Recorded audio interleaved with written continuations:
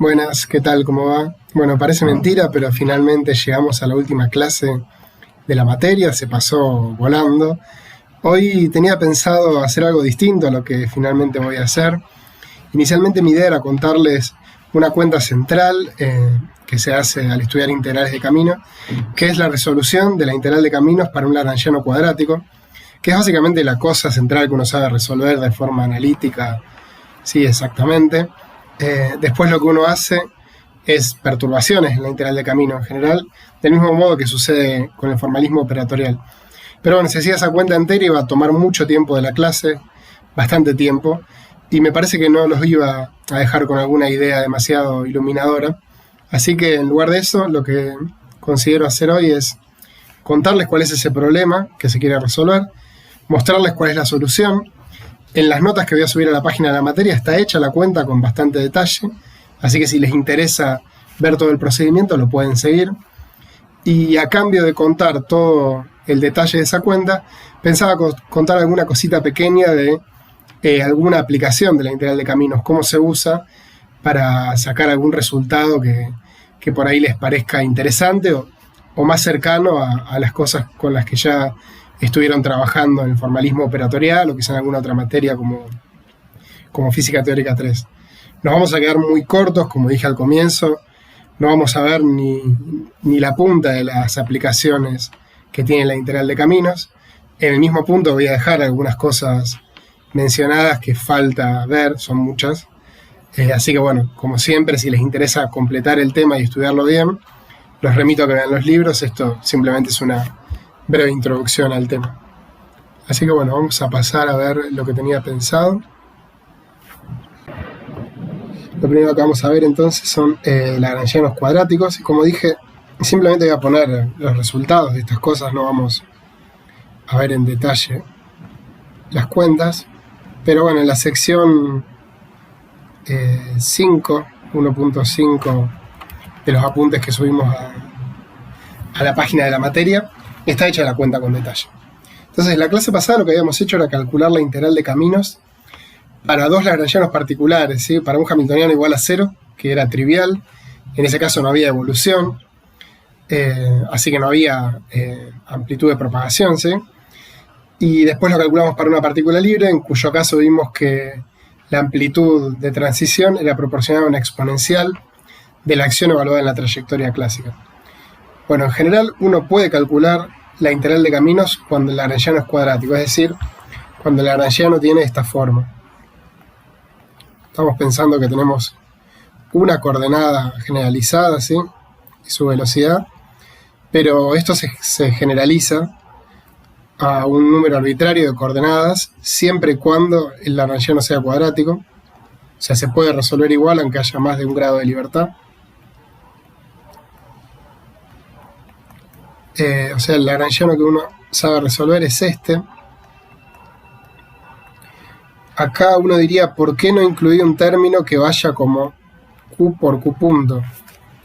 Bueno, fíjense que si yo hubiese incluido un término que vaya como Q por Q punto, que es cuadrático también en las velocidades y momentos, ese término, si le pongo, no sé, B de t por Q punto, esa sería un coeficiente del tiempo arbitrario, del mismo modo que este y que este que aparece acá.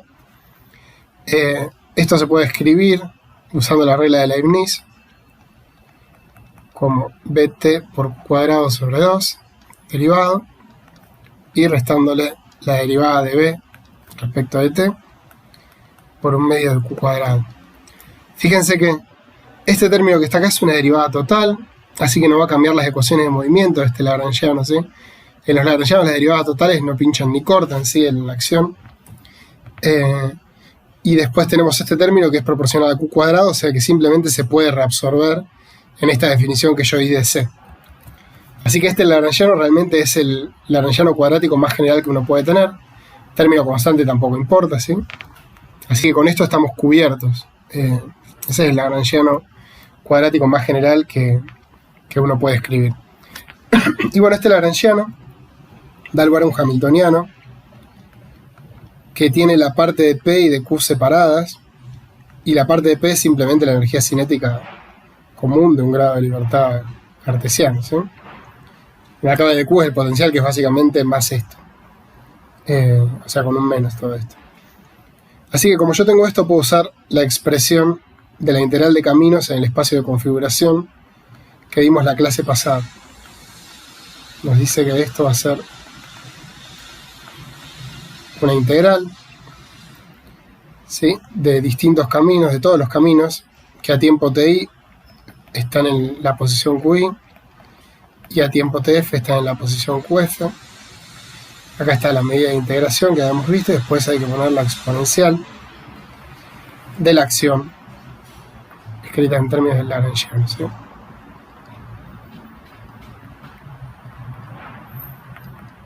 Que es el Lagrangiano que tenemos ahí arriba. Y bueno, esto se puede resolver, como les dije antes. Lo que uno hace para resolver esto, que si quieren verlo en detalle, está en la sección 5 de la punta que subimos. Lo que uno hace básicamente es escribir una trayectoria arbitraria como la trayectoria clásica más alguna otra función del tiempo, ¿sí? O sea, uno escribe, imagínense que tenemos esta trayectoria y que tenemos esta otra que es la trayectoria clásica, ¿sí? Si esto es Q clásico de t y esto es Q de t, uno escribe Q de t como Q clásico más lo que haga falta para llegar a Q de t, ¿sí? O sea, una función que va midiendo la diferencia entre Q de t y Q clásico de t. Hay una propiedad de la integral de caminos que dice que la integral es invariante ante traslaciones en funciones que dependen solamente del tiempo. Así que esa integral básicamente se puede resolver integrando en la perturbación respecto a la trayectoria clásica, ¿sí? Y bueno, después hay que agarrar e ingeniárselas para ver cómo resolver esa otra integral. A la larga, lo que termina sucediendo, lo voy a escribir acá, y bueno, si ustedes quieren ver con más detalle, como les dije, está en el apunte.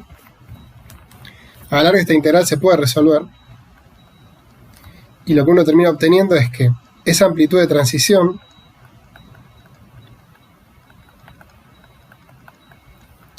se escribe como la exponencial de a la IH barra por la acción evaluada en la trayectoria clásica, ¿sí?, por este factor m sobre 2 pi h barra y una función phi de tf y ti, ¿sí? Esto lo esperábamos por lo que yo dije en la clase pasada, de que cuando la acción fuese cuadrática iba a importar el valor de la acción en la trayectoria clásica al final. O sea que la amplitud de transición iba a quedar escrita en términos de la exponencial de la acción evaluada en la trayectoria clásica. Pero también queda esta función que sale de resolver un problema diferencial, que ahora voy a escribir.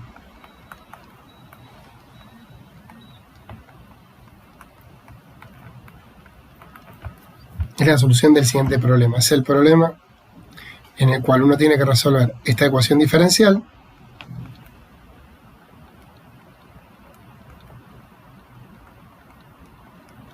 Recuerden que c de t era el término que venía acá proporcional a q cuadrado. Y uno le tiene que resolver con estas condiciones de borde, de contorno.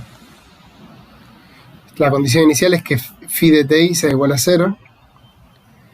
Y para la velocidad, digamos, de esta función, la condición inicial es que esto sea 1.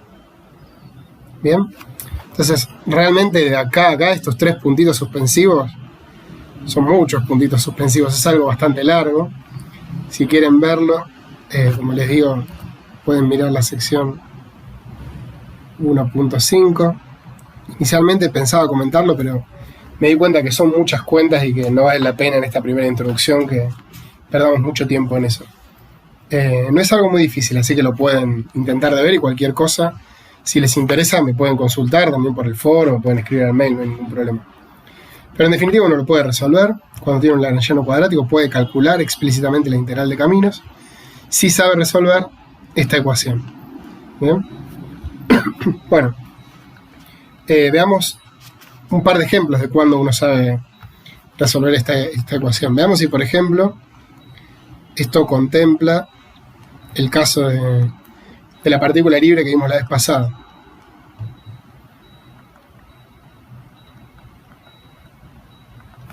En el caso de la partícula libre, el lagrangiano es un medio de la masa por Q punto al cuadrado, ¿sí?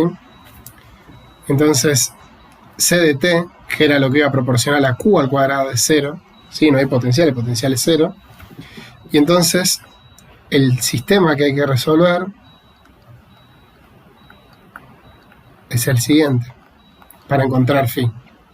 Tenemos que resolver el problema en el cual m por phi 2 puntos, ¿sí? Es 0, porque z es 0.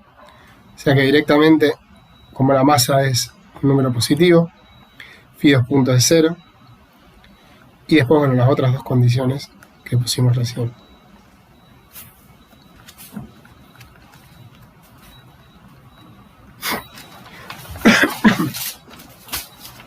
Fíjense que... bueno, no les dije acá que... ¿Cómo es la cosa? Acá fíjense que yo puse donde phi de t, ti es la solución de este sistema. En realidad estoy haciendo un abuso de notación. De acá de este sistema sale una solución phi de t, ¿sí? Phi de tf ti. Vamos a ponerle... qué sé yo, un 0 vamos a ponerle para que sea más claro. Phi de tf/ti, que es lo que uno busca, que es lo que va acá, se relaciona con esta solución de la siguiente forma. Es phi de 0 evaluado en tf. Sí, porque si no es curioso, que fíjense que acá en este sistema no aparecía en ningún lugar el tiempo final, solamente aparecía el tiempo ti. Bueno, aparece porque hay que evaluar la solución esta en el tiempo final, en el tiempo tf. ¿Ok? Hago esa distinción entre esta función que depende de una sola variable y esta que depende de dos números, t y tf, ¿sí? Entonces, como decía recién, tenemos que resolver este problema. La solución a este problema es sencilla, ¿sí? Es una función, tiene que tener segunda derivada 0, así que puede ser a lo sumo lineal. Tiene que ser 0 a ti, ¿sí? Así que va a tener que venir como t menos ti. Y la velocidad tiene que ser 1, ¿sí? Así que lo que está multiplicando a t tiene que ser 1. Así que phi de t va a ser igual a t menos ti. Y entonces, agrego el 0 que no lo había puesto acá. Y entonces, phi de tf ti, que va a ser phi de t0 en tf, es igual a tf menos ti. ¿Sí? Es esta solución, t menos ti, evaluada en t igual a tf. Así que fíjense que phi en 0 de t es tf menos ti. Si vemos la clase pasada, que es lo que tenemos acá, esta era la solución para la partícula libre.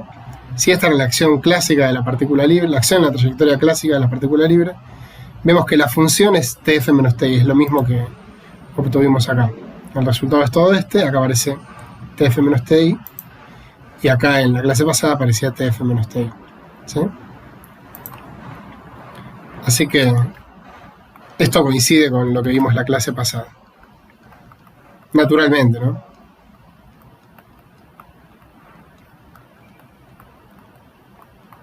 Era esperable que pasara eso, porque bueno, si el método funciona para cualquier lagrangiano cuadrático, tenía que funcionar en particular para la partícula libre. Y bueno, uno puede resolver otras cosas. Por ejemplo, pongo uno más, el oscilador armónico. Creo que en la práctica les puse algún ejemplo extra. El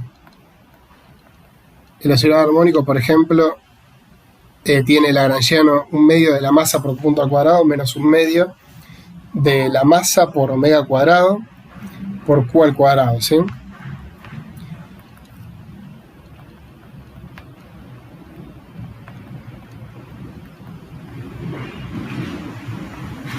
En este caso, entonces, c de t, recuerden que c de t era proporcional al q cuadrado sin el 1 medio. C de t en este caso es m por omega cuadrado. O sea, no depende del tiempo. Así que lo que hay que resolver es este sistema.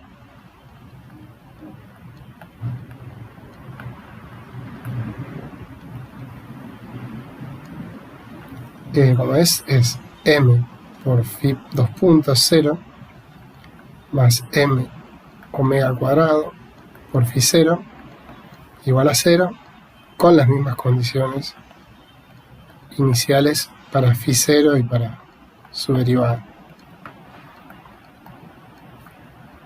¿Sí? Bueno, la solución de este sistema uno la puede encontrar, es justamente una ecuación armónica, así que teniendo en cuenta las condiciones iniciales uno la puede encontrar, esa solución termina dando 1 sobre omega por el seno de omega por t menos t0. Sí, a tiempo ti, t0 no, ti, el tiempo inicial. Fíjense que a tiempo t esto me da 0, o sea que esta se satisface. Después la derivada me da un coseno, me sale un omega. Cuando lo evalúo en ti, el coseno de 0 me da 1, así que me queda un 1 afuera. Se satisface esta, y que esta se satisface es trivial porque es una función armónica, ¿sí? Así que esta es la solución a ese sistema, y por lo tanto la función que va ahí abajo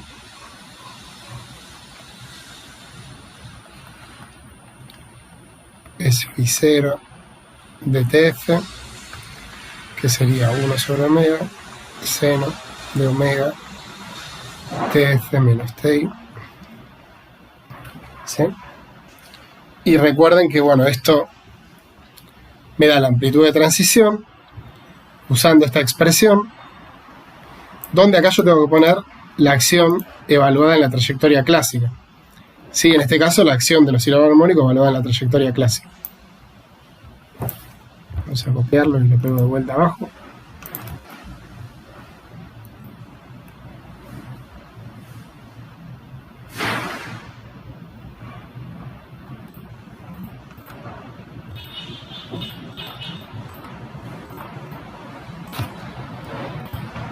Bien.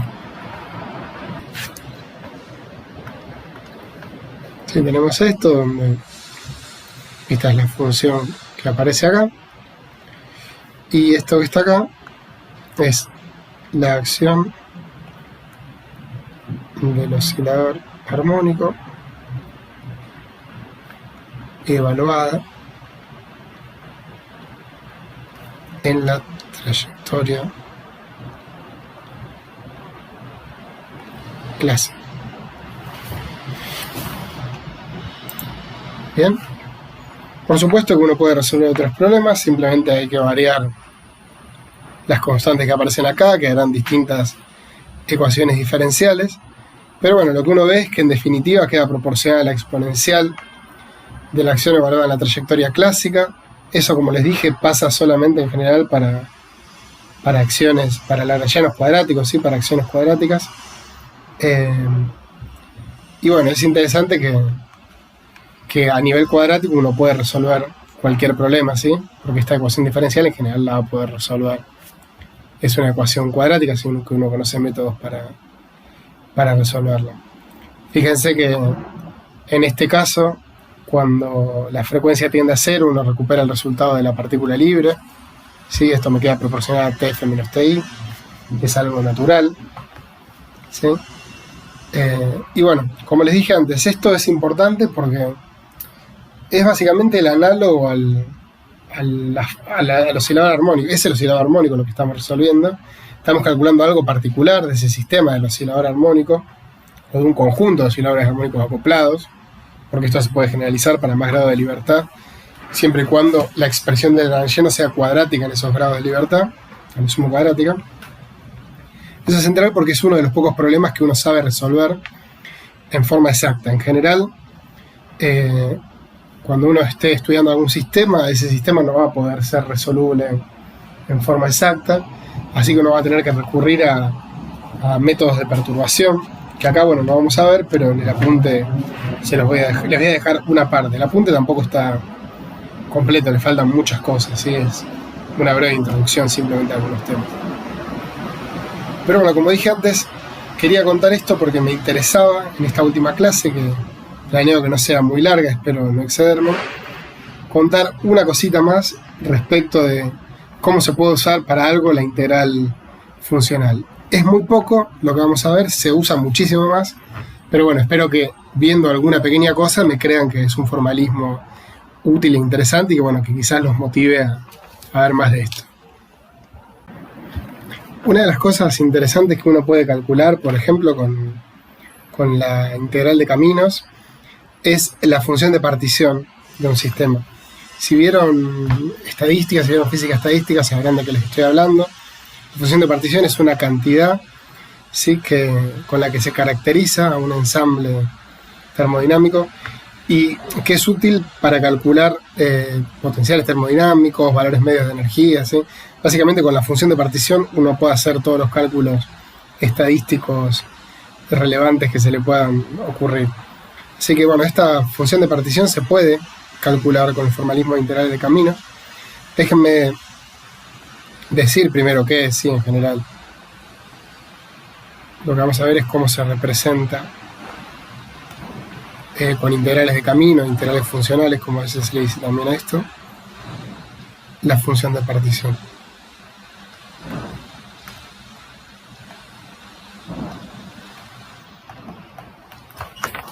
La función de partición en el ensamble canónico se llama z, depende de un parámetro beta, que es la inversa de la temperatura del sistema, y se define como la traza de E a la menos beta por el operador hamiltoniano H. ¿Sí? La idea es ver cómo se escribe esto en términos de integrales funcionales. Esto que está acá se puede calcular también operatorialmente. Después vamos a ver que el resultado que uno obtiene haciendo el cálculo operatorial, que en este caso particular es bastante más sencillo el cálculo operatorial que el cálculo en términos de integrales funcionales, coincide con el que vamos a obtener con integrales funcionales. Bueno, recuerden que hacer una traza es tomar los elementos diagonales de la matriz y sumarlos. Así que en este caso, si por ejemplo tomamos los autoestados de la posición, esa traza que tenemos ahí,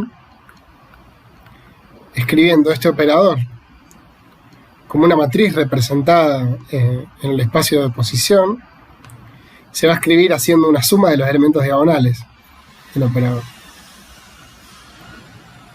Sí, acá estoy tomando un elemento diagonal en esta base y lo sumo. Pongo una integral porque la base es continua, ¿sí? Tenemos un continuo de autoestados de la posición. Así que esto, digamos, es trivialmente cierto. Estoy tomando la traza de este operador. Bueno, fíjense que si ustedes interpretan a este operador, que es la exponencial del hamiltoniano, como algo análogo a un operador de evolución. ¿Por qué? Porque el operador de evolución para un sistema que no dependa del tiempo, recuerdan que era e a la menos i sobre h barra por h por t, por el hamiltoniano por t. Bueno, acá aparece en definitiva la exponencial de un hamiltoniano, ¿sí? Entonces uno puede permitirse interpretarlo como un operador de evolución, pero que evoluciona en vez de en el tiempo real en un tiempo imaginario.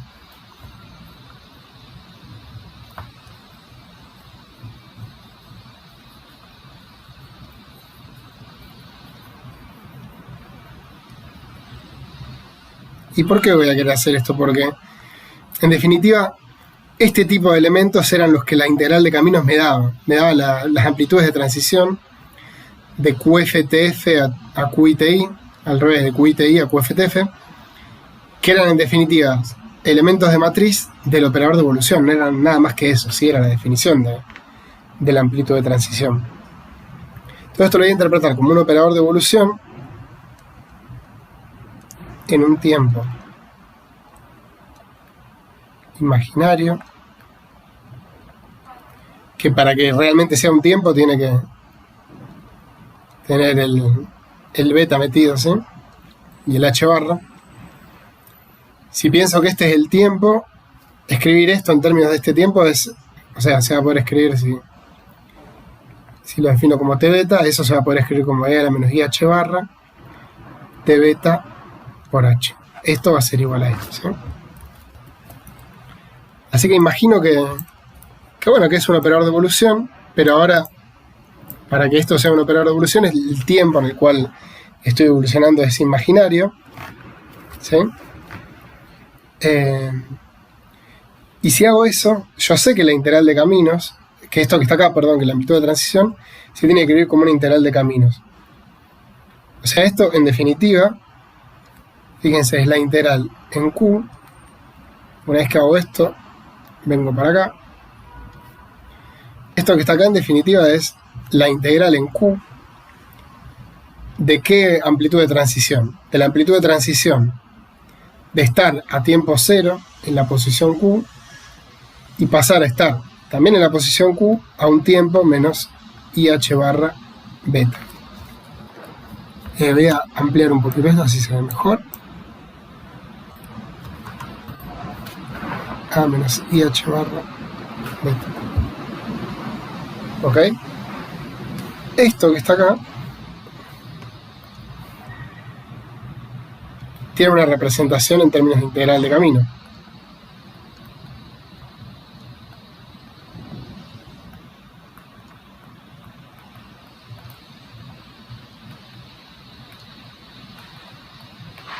Términos de integral de caminos.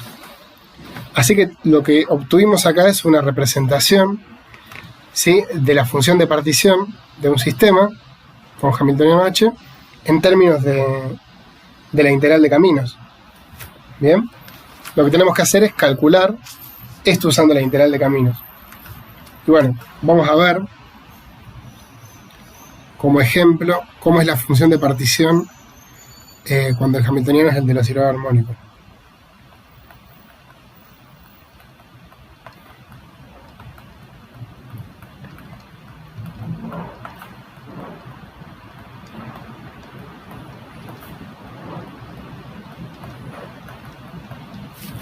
Bien.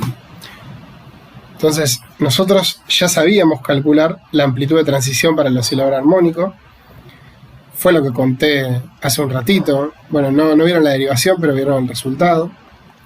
La amplitud de transición, cuando uno hace la integral de caminos,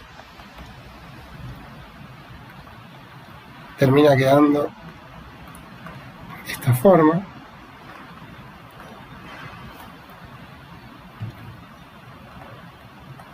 Donde acá aparece una función evaluada en los tiempos finales e iniciales.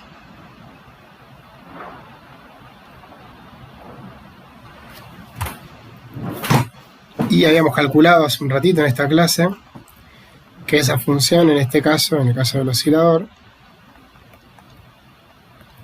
era 1 sobre omega por el seno de omega por la diferencia de los tiempos. ¿Sí? Antes no lo escribimos. La trayectoria clásica en este caso la pueden sacar. O sea, tienen que sacar la trayectoria clásica que a tiempo TI está en el punto QI y a tiempo TF está en el punto QF. Eso lo pueden hacer, simplemente tienen que obtener las ecuaciones de Euler-Lagrange para Q y poner las condiciones iniciales, ¿sí? Es una cuenta de mecánica clásica. Las trayectorias clásicas eran lo que sacaban justamente en mecánica clásica. Bueno, en este caso la trayectoria clásica, pueden verificar ustedes, que queda así.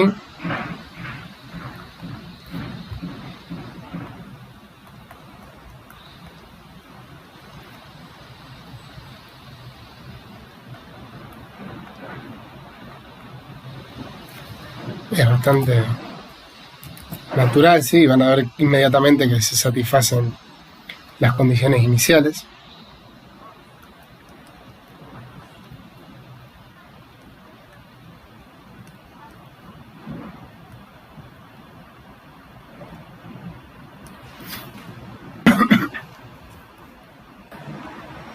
Puse un TI, pero es un T, porque depende del tiempo, ¿sí? Y acá también puse un TF o un T solo.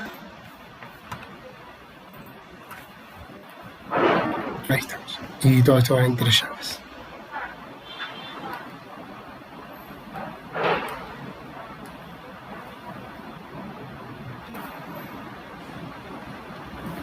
Bien, así que esa es la ecuación de la trayectoria clásica, que pueden verificar rápido que cuando cuando t es igual a ti me da QI, y cuando t es igual a tf me da QF. Y bueno, como es una combinación lineal de senos con frecuencia omega, ¿sí? Ya es trivial verificar que satisface la ecuación del oscilador armónico. Así que esta es la solución, ¿sí? Tienen que evaluar la acción, que es la integral entre el tiempo inicial y final del lagrangiano. Tiene que estar evaluada en la trayectoria clásica esta, para eso tienen que escribir la trayectoria, calcular su velocidad, meterla en el lagrangiano y hacer la integral del lagrangiano entre ti y tf.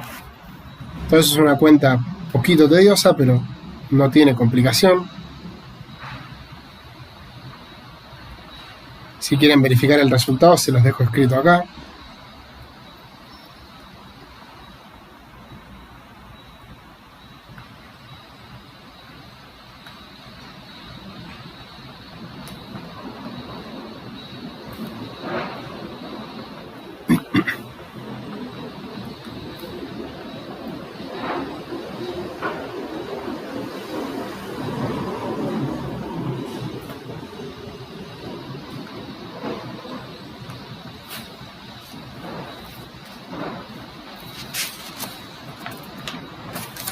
Sí, bueno, una vez que tienen estas cosas, tenemos la función ya tenemos la amplitud de transición en general. Vamos a llamar, fíjense que como acá aparece entre tiempo cero y tiempo final menos IH barra beta, podemos llamar T a la diferencia entre TF y TI, ¿sí? O sea, esto depende de la diferencia solamente. Así que, para no poner todo el tiempo TF y TI, metemos un T, que es TF menos TI. Sí, en todos lados aparece TF menos TI al escribir la cuenta. Y bueno, fíjense que entonces la amplitud de transición de estar a tiempo 0 en Q y volver a estar a tiempo T en Q en el mismo lugar es simplemente la exponencial de IH barra por la acción clásica, la acción evaluada en la trayectoria clásica por esa raíz.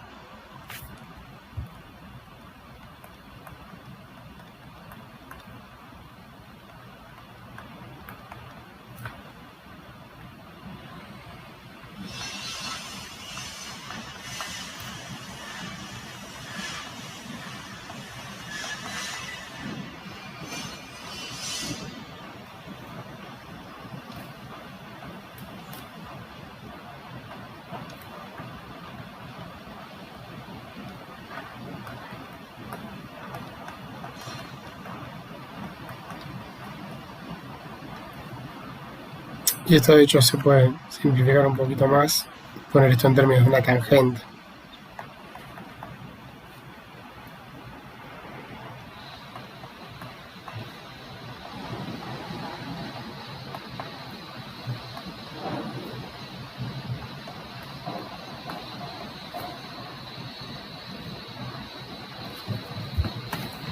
Yo creo que es la misma raíz.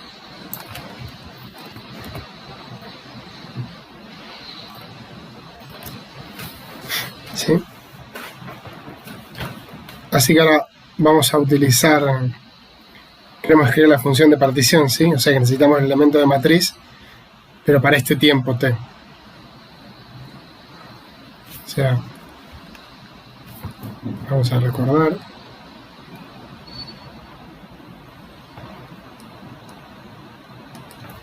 Que la función de partición, función de la temperatura inversa, se obtiene integrando sobre todos los Qs esa amplitud de transición.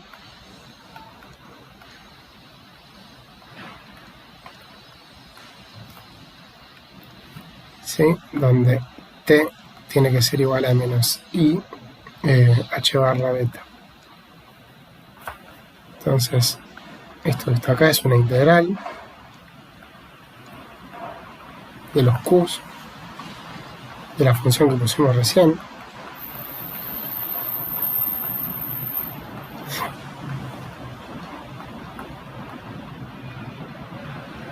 Sí, donde ya el T es eso que dije de arriba.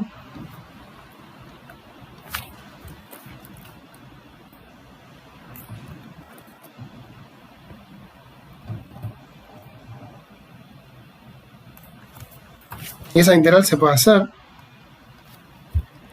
Fíjense que es una exponencial de q al cuadrado y q no aparece en los otros lugares. Así que se puede resolver esa integral.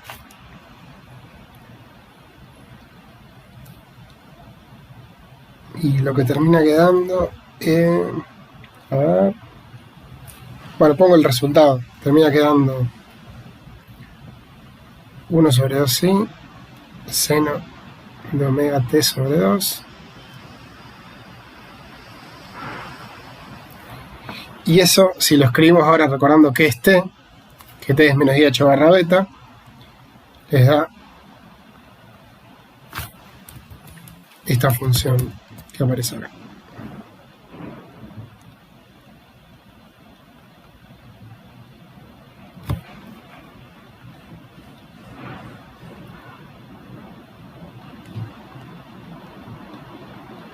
Sí, acá no aparece el 2.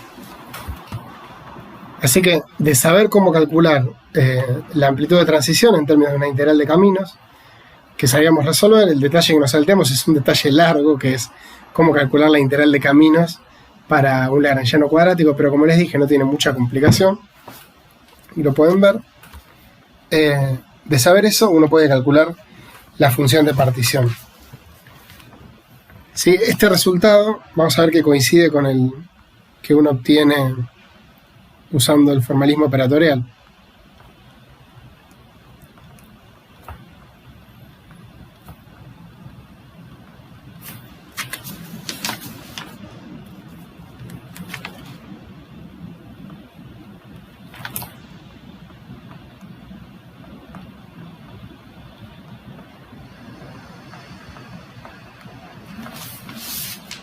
¿Qué es lo que uno haría en el formalismo operatorial?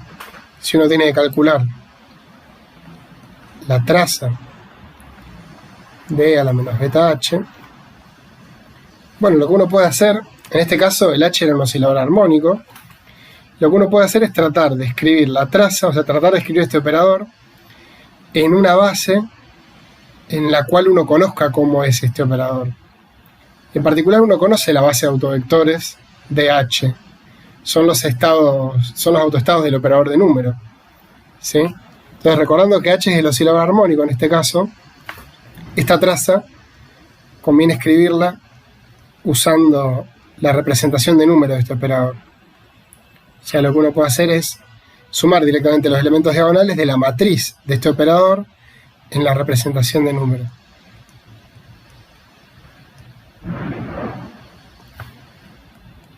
Como n es un autoestado de h, recuerden que n era un autoestado de h con autovalor h barra omega por n más un medio. Acá directamente queda el autovalor.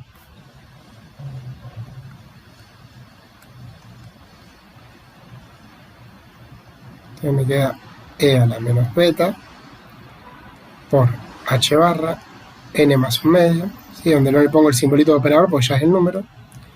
N, el n es transparente al número, así que me queda una suma desde n igual a 0 hasta infinito de e a la menos beta h barra omega n más un medio. ¿Sí? Fíjense que esta suma tiene dos partes, tiene un término que depende de n y uno que no, así que el que no depende de n ya lo sacamos afuera, es el de un medio, y después sí queda una suma de e a la menos beta h barra omega por n. El n lo puedo poner acá, ¿sí? Esto a la n, es lo mismo que ponerlo multiplicando acá. ¿Y por qué hago esto? Porque esto que está acá, la exponencial de menos beta h omega, es un número que es menor a 1. ¿Sí? Entonces yo acá puedo usar la suma geométrica, la serie geométrica. Cuando esto es un número menor a 1, la suma desde n igual a 0 hasta infinito de esto me da 1 sobre 1 menos el número. O sea, acá usando que la suma de r a la n es 1 sobre 1 menos r, ¿sí? Cuando el número es menor a 1 en módulo. Esto que está acá lo puedo resolver. Queda por un lado el término que estaba afuera y dividido 1 menos el numerito este.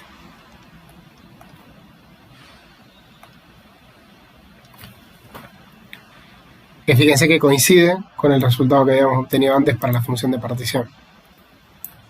¿Está bien? O sea, está de acuerdo con lo que habíamos visto antes. Como ven, en este caso la cuenta con el formalismo operatorial se hizo un poco más sencilla.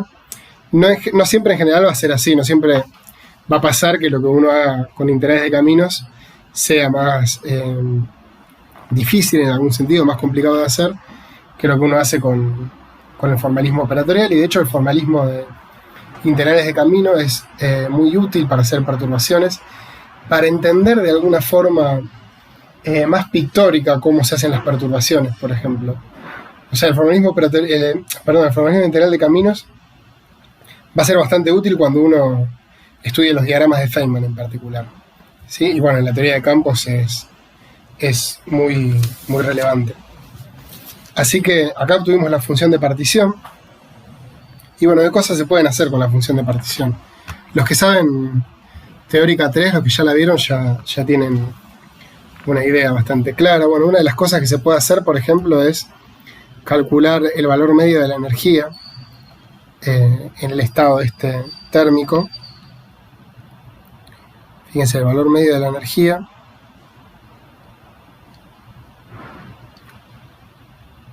si yo lo quiero calcular, lo voy a poder obtener haciendo menos 1 sobre la función de partición por la derivada de la función de partición respecto a beta. ¿Por qué es esto? Porque recuerden que la función de partición era la traza de E a la menos beta h. ¿Sí? Entonces, la derivada, vamos a poner eso, menos 1 sobre z por la derivada de esto, es la traza, baja un h, me queda la misma cosa, y el menos que estaba acá se me baja con el menos de acá. ¿Sí? Esto que está acá es lo mismo que la traza de E a la menos beta h sobre la función de partición, que la puedo meter adentro porque es un número, ¿sí? Ya está tomada la traza, o sea que no es un operador. Es la traza de esto por el hamiltoniano. Esto que está acá, quizás Gastón les comentó algo ya, si no, los que vieron física teórica 3 ya saben, es lo que se conoce como el estado térmico del sistema. O sea, para todo sistema, yo tengo un estado que es el estado cuyos valores de expectación reproducen las cosas que uno conoce de termodinámica, que es el estado térmico, se llama, que se obtiene haciendo la exponencial del hamiltoniano, ¿sí? Multiplicándola por un beta, que es 1 sobre la temperatura. Y esto de dividir por la función de partición, fíjense que la función de partición es la traza de a la menos beta h, así que dividir por esto simplemente para que esto tenga traza 1 y para que efectivamente represente un estado, una matriz de densidad. O sea, ese es un estado posible del sistema, así es el estado térmico.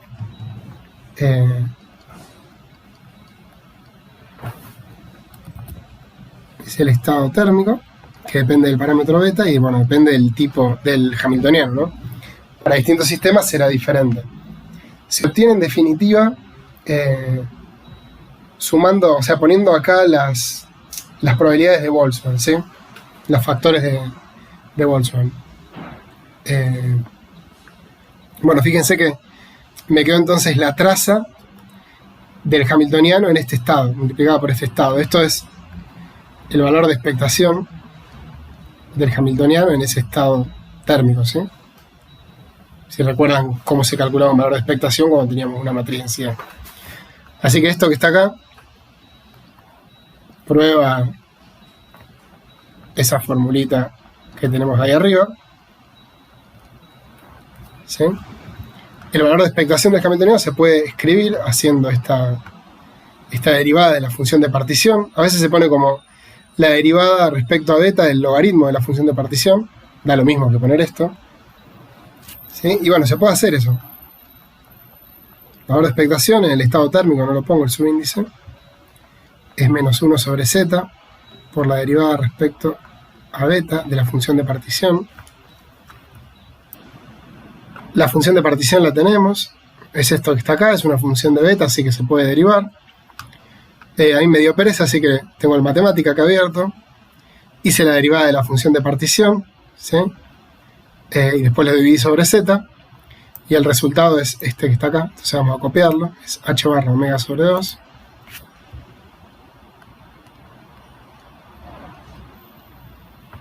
H barra omega sobre 2. Por cotangente hiperbólica de h barra omega beta sobre 2. Que va a convenir escribiéndolo en términos de exponenciales, ¿sí? Así que en términos de exponenciales queda así, queda como e a la h barra omega beta más 1 sobre e a la h barra omega beta menos 1.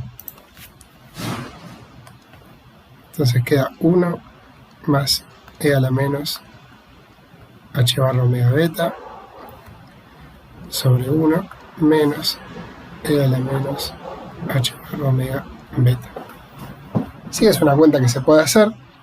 Esto sería el valor de expectación entonces del hamiltoniano. O sea, sería la energía media de ese estado, ¿sí? Para el oscilador armónico. Fíjense que aparece una cantidad de energía que, bueno, que es la que uno conoce, que está asociada a los niveles de energía del hamiltoniano del oscilador armónico, en las que uno se puede armar, que tiene unidades de energía para este sistema, que es h barra omega. Y una cosa interesante que pueden notar es qué pasa con el límite de temperatura cero. Cuando beta tiende a infinito, recuerden que beta es 1 sobre la temperatura. No lo voy a poner para que no se confunda con el t grande de arriba, que era un tiempo, ¿sí? Beta infinito es t yendo a 0. Cuando beta tiende a infinito, este valor de expectación del hamiltoniano es esto cuando beta tiende a infinito. Y fíjense que cuando beta tiende a infinito, este término va a 0 y el de abajo va a 0, así que me queda 1 dividido 1. O sea que esto va a h barra omega sobre 2. Esta es la energía del estado fundamental. Y lo que nos dice esto es algo que, si bueno, vieron física teórica 3, ya lo tienen muy trabajado, que es que cuando la temperatura tiende a 0, los estados ocupados, o sea, el fundamental es el único estado que está ocupado, ¿sí? Entonces, cuando beta tiende a 0, el valor medio de la energía que yo puedo tener es solamente la energía del estado fundamental, ¿sí?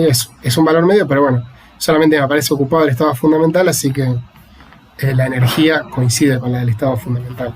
Así que esto, digamos, es algo que, bueno, viendo eso tiene algo de sentido. Por supuesto, uno puede estudiar mucho mejor el valor medio en general, ¿sí? Para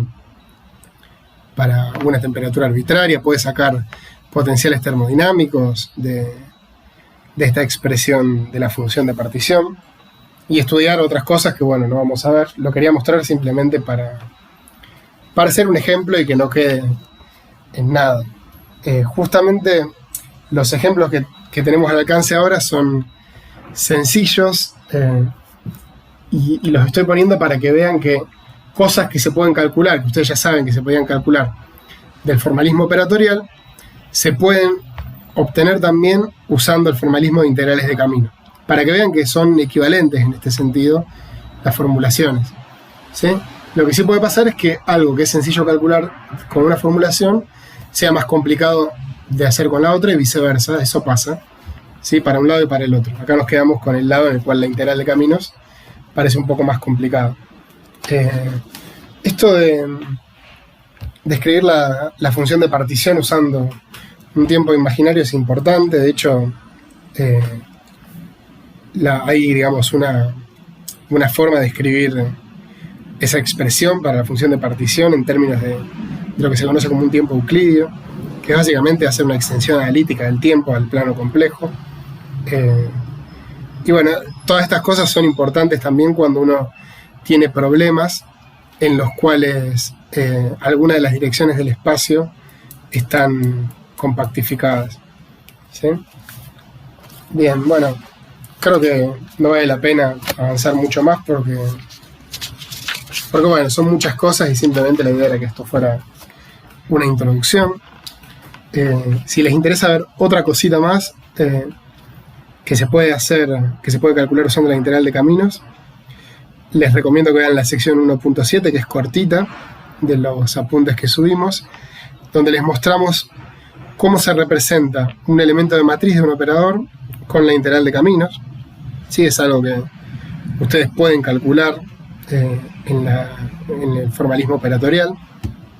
O sea, cómo se calcularía un elemento de matriz de un operador en la representación de Heisenberg, pero usando la formulación de la mecánica cuántica de Feynman, ¿sí? Eso es sencillo de ver y bueno, es algo que es muy útil. Y si ven esas ecuaciones, o sea, si ven cómo se hace eso, también pueden avanzar un poquito en los problemas del final de la práctica. Hay uno, de hecho, creo que es justamente convencerse de esa ecuación que les dice cómo se relaciona el valor de expectación, o el elemento de matriz, perdón, de un operador en la representación de Heisenberg en términos de la integral de caminos. Después hay otras cosas interesantes que tienen que ver con cómo se manifiesta en la integral de caminos el problema de orden de operadores que aparece en la mecánica cuántica. Si ustedes, cuando tienen un hamiltoniano clásico y hacen el proceso de cuantización canónica, muchas veces pueden tener problemas de ordenamiento. Esto significa que hay veces en los que aparecen términos que son proporcionales al momento por una coordenada, ¿sí? Y como el momento y una coordenada no conmutan, P y X, por ejemplo, no conmutan, no da lo mismo poner en el hamiltoniano cuántico P por X que X por P. O poner P por X, en vez de poner P por X, uno puede poner, por ejemplo, P por X más X por P sobre 2. Clásicamente, todas esas cosas son lo mismo, ¿sí? Porque las variables conmutan, pero cuánticamente no. O sea, cuando uno hace la cuantización canónica de una teoría clásica, uno llega en principio a infinitas teorías cuánticas. Bueno, en la integral de caminos, eso se ve. El problema, el tema del ordenamiento de operadores se ve. Y bueno, básicamente, si uno elige una receta para definir cuál es la teoría cuántica a partir de la teoría clásica en el formalismo operatorial, que la usual es usar el ordenamiento de Weyl, ¿sí? Que básicamente corresponde a poner una forma simétrica del producto. Si, por ejemplo, clásicamente mi hamiltoniano tiene un término que es Q por P, el ordenamiento de Weyl me dice, bueno, no pongas Q por P, pone en el hamiltoniano cuántico Q por P más P por Q sobre 2, o sea, lo pones de forma simétrica. Ese orden de Weyl, en la formulación operatorial de la mecánica cuántica, está relacionada con una receta para evaluar la integral de caminos muy particular, que es básicamente poner las coordenadas. ¿Se acuerdan que en la integral discreta aparecían las coordenadas Qn y Qn-1? Es básicamente cuando aparezca el término que es P por Q en el lagrangiano, es lo que te dice es, bueno, evalúa Q en el punto medio, en realidad. No lo evalúes ni en Qn ni en Qn más 1, evalúalo en el punto intermedio entre esos dos. O sea que, con esto lo digo porque los problemas que aparecen en la representación operatorial de la mecánica cuántica también tienen un correlato en la integral de caminos. Sí, o sea, no hay ningún problema con eso, no hay nada que no tenga sentido, no es que ese problema no está. Está bien, tiene que estar, y uno ve que está, eso también está comentado en los apuntes, y hay un ejemplo hecho. Y después, sobre el final de los apuntes, hay unos breves párrafos sobre teoría de perturbaciones para el cálculo de la amplitud de transición, que, como les dijimos en esta materia, ver perturbaciones para operadores, es una de las cosas fundamentales, porque en general los sistemas cuánticos uno no sabe encontrar las energías en forma exacta. Ya vieron que, por ejemplo, para el átomo de hidrógeno, cuando uno incluía los términos de estructura fina, uno necesitaba hacer una teoría de perturbaciones porque en forma exacta no se podía diagonalizar. Y en gran parte de las cosas que van a ver en el resto de su carrera van a notar esto, de que hay pocos sistemas que se pueden resolver exactamente, y en general no son los que más interesan mucho, pero bueno, hay otros que interesan bastante también, y una forma de estudiarlos es haciendo teoría de perturbaciones siempre que sea posible. Así que bueno, esa es otra de las cosas que es central. Y si quieren leer de los libros, ya en la punta no está, pero bueno, hay varias cosas interesantes más para ver de integrales de Feynman. Una cosa es ver cómo es el límite semiclásico en esta formulación, ¿sí? O sea, cómo es la aproximación semiclásica en la formulación de integral de caminos. No sé si Gastón les comentó algo de eso, quizás sí. Cómo se cuantiza o sea, cómo se escribe la integral de caminos cuando uno tiene coordenadas que son curvilíneas. Por ejemplo, si uno escribe una partícula libre en coordenadas cartesianas, ya sabemos cómo es la expresión de la integral de caminos. A pesar de que no hicimos la generalización a 3 dimensiones, yo les dije que se las dejaba para que la piensen, es trivial. Pero bueno, ¿cómo sería esa integral de caminos si yo ahora la quiero poner en coordenadas esféricas, por ejemplo? Hay un problemita de esos para un grado de libertad, en el cual se propone que hay un cambio de coordenadas, por si lo quieren ver. Y bueno, realmente de vuelta, los ejercicios no son demasiado complicados y no cubren una parte sustancial de este tema, que es bastante grande, pero es mejor que nada, me parece, como para darles una idea de que es una formulación importante. En general no se suele comentar en estos cursos, es algo que se usa mucho en distintas áreas de la física, así que nos parecía muy importante que vieran, aunque sea algo de esto. Bueno, con esto terminamos las clases de práctica de la materia. Les agradezco mucho que nos hayan bancado a todos acá escuchándonos en esta modalidad tan diferente, ¿sí? Vimos un montón de cosas. Empezamos viendo cosas más matemáticas, de análisis funcional, de espacios de Hilbert, que, como les dijimos, iban a ser centrales. Espero que se haya visto que realmente era importante tener un manejo de eso y que haya sido útil el esfuerzo que hicieron al comienzo, quizás muchos sin tener una motivación matemática muy grande. Esperamos que les haya servido para entender todo lo que seguía. Estudiamos los postulados, ¿sí? Que son el análogo a las leyes de Newton, o sea, es algo que se va a quedar con ustedes para toda su vida, el resto de su carrera seguro.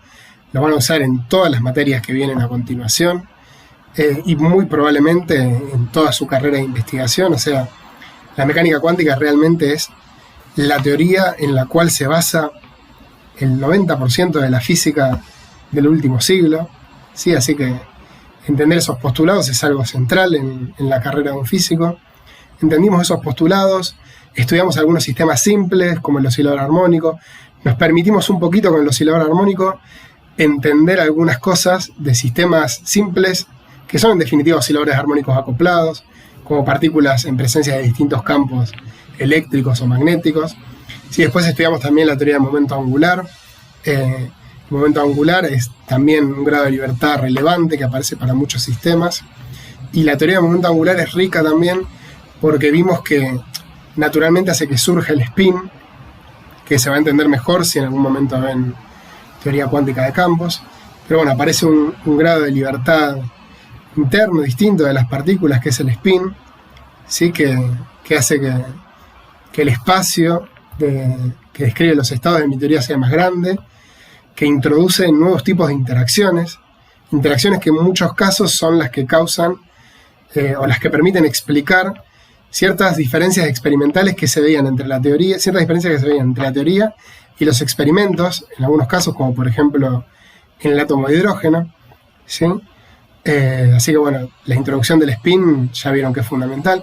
Después de hablar del spin, nos concentramos un poco en sistemas de dimensión 2 y aprovechamos que los sistemas de dimensión 2 son sencillos para introducir en términos de estos sistemas de dimensión 2 la idea de entrelazamiento. Empezamos a introducirlo en dimensión 2, después lo generalizamos. Hablamos del entrelazamiento, que es una cantidad central en la mecánica cuántica, ¿sí? Es lo que distingue realmente a los sistemas clásicos de los sistemas cuánticos. Es una correlación que no está entre los sistemas clásicos, ¿sí? Y además de ser una correlación, es una cantidad que sirve para hacer tareas. Espero que, a pesar de que vimos poco, vimos solamente el protocolo de teleportación cuántica asistida por entrelazamiento, espero que, a pesar de que solamente hayamos visto eso, les haya quedado clara la idea de que el entrelazamiento se utiliza como recurso, ¿sí? Y que quizás se motiven a leer un poco más sobre estos temas. También les comentamos un poco al pasar que, a pesar de que es algo que se descubrió hace bastante, uno diría alrededor de 50 años, se empezó a hablar de este tema de la teoría de información. Hoy en día es un área que tiene muchos avances, que es central. En particular es central en la teoría de altas energías, ¿sí? Que se encarga de buscar nuevas físicas, de intentar unificar la teoría de la gravedad con la mecánica cuántica, ¿sí? De buscar una teoría cuántica de la gravedad. Les comentamos que, que el entrelazamiento aparece justamente también al estudiar física más fundamental. Y mencionamos algunas cantidades que servían para caracterizarlo, ¿sí? Como la entropía de entrelazamiento, que permitían decir a nivel cuantitativo cuánto entrelazamiento había en un sistema, qué tan entrelazado está un sistema. Como siempre, en todo lo que estoy diciendo, siempre puedo poner un paréntesis al final y decirle que vimos muy poco. Hay mucho más para ver, pero se los anticipamos al comienzo de la cursada. Esta es una materia introductoria, troncal, entonces tenemos que ver muchas cosas para que después, en lo que sigue de la carrera, ustedes tengan solidez para estudiar más en detalle algunas cosas más específicas. Después de ver entrelazamiento ya pasamos a remangarnos un poco y dejamos de esquivar el hecho de que hay pocos sistemas que se pueden resolver en forma exacta. Estudiamos la teoría de perturbaciones para sistemas dependientes del tiempo e independientes del tiempo. En particular dimos un ejemplo para ver cómo se corrigen las energías del átomo de hidrógeno con los términos de estructura fina y hiperfina. Y ya sobre el final, antes de ver esto de la integral de camino, que es una formulación alternativa, mencionamos algo muy breve de cómo se tratan los sistemas en los cuales aparecen partículas indistinguibles, dos o más partículas del mismo tipo, que básicamente cuando uno tenga experimentos de colisiones, ¿sí? Como uno no puede estar siguiendo la posición y la velocidad de cada partícula, en la mecánica cuántica uno no puede estar definiendo esas trayectorias. Cuando hay una colisión uno no puede decir esta era la partícula 1 y esta era la partícula 2, si las partículas en definitiva son indistinguibles. Así que vimos algunas pequeñas cosas de cómo se tratan los sistemas con partículas idénticas. Es algo que cuando hagan física teórica 3, si no la hicieron ya, va a ser bastante relevante, ¿sí? Y parte de las cosas que vimos tienen sus fundamentos más adelante en la teoría de campos. Así que esto es un gran pantallazo. Hablamos de simetrías también, que Gastón lo mencionó en la última clase, pero lo hablamos al principio nosotros también. Esto es un pantallazo muy general de todo lo que vimos. Como dije, espero que les haya servido, que les haya gustado. Los incentivo, realmente quiero que, si no lo hicieron mucho durante la cursada, después de hacerlo, o cuando tengan tiempo, aprovechen para leer mucho más de esto. Les dije que, por ejemplo, en el COVEN hay capítulos opcionales, ¿sí? Que si entendieron bien lo que vimos ahora, pueden empezar a leer sin ningún problema. Y como dijimos antes, en cada clase, estamos en el foro. Cualquier cosa, si hay consultas, los esperamos ahí. Esto es todo. Gracias a ustedes, gracias al resto de los auxiliares que no pueden estar acá, y nos veremos en la vuelta a la facultad. Hasta luego.